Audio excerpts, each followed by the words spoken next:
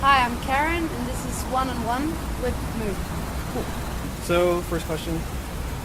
So your album, No Mythologies to Follow, could you explain a little bit, like, the meaning behind, like, the title of the album? Yeah.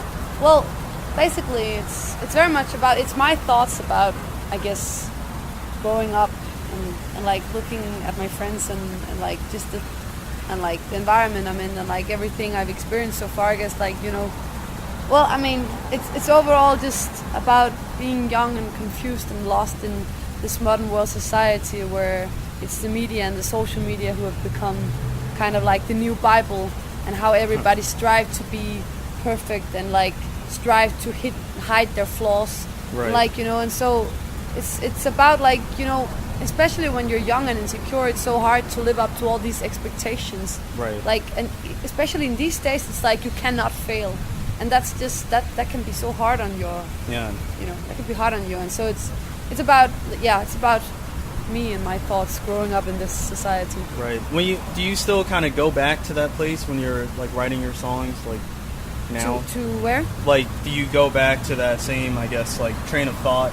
Yeah, totally. I mean, even though I'm traveling a lot now and all these, how can you say, like, exciting things are happening, I mean, I'm still sometimes as much in doubt about stuff, right. Which I was like 2 years ago. Right. And I guess you're still searching. I mean, no matter how old you get and how much success you might achieve, you will always be like searching and like wondering, and so it's actually, I feel kind of the same. I mean, yeah.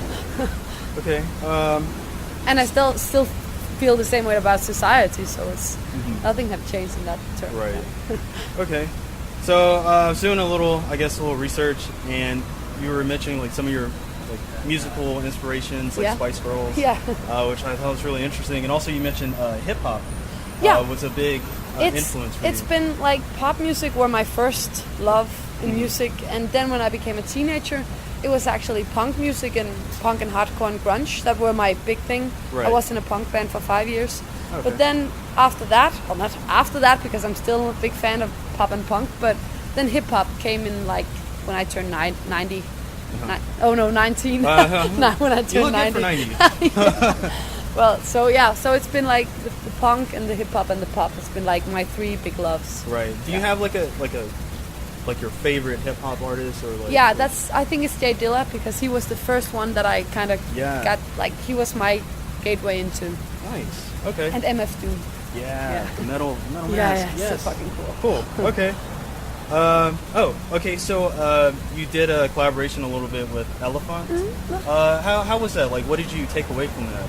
Well, it was a great experience. It's the first like for real collab I ever did, I guess. Really? And it's nice because I met her actually in the beginning of 2013, and we just like clicked immediately, and I just like kind of, you know, like I fell in love with her person and like with the things she stands for and her energy and everything. It's just she's like, you know, I'm looking up to her a bit, you know, and so we've been like we've kept in touch, you know. Right. And then she asked me like, I guess it's like some time ago, she asked me if I wanted to sing with her on this song that she did with Joe Little, the song called One More, and I was just totally excited about that and was like, yeah, of course, yes.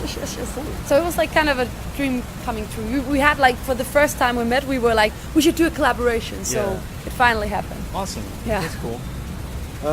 Do you have any like future like bands that you would want to work with, like your wish list? Yeah, well, I have a lot, but I always actually, when people ask me this, I always forget. But it's like Cashmere Cat. I would really love to do something with him at some point. If you know him, Cashmere Cat. A little bit, yeah. Yeah, he's so good. He's so fresh sounding. He's so nice. And there's a bunch of others, but I don't remember right now. Well, we'll say that Danger for Mouse. Some other time. Yeah. Okay, and just one last question, and I know dinner's coming out. No worries. After you're done with the performance, you know, and the crowd's all crazy, like, what do you do to like unwind after a show?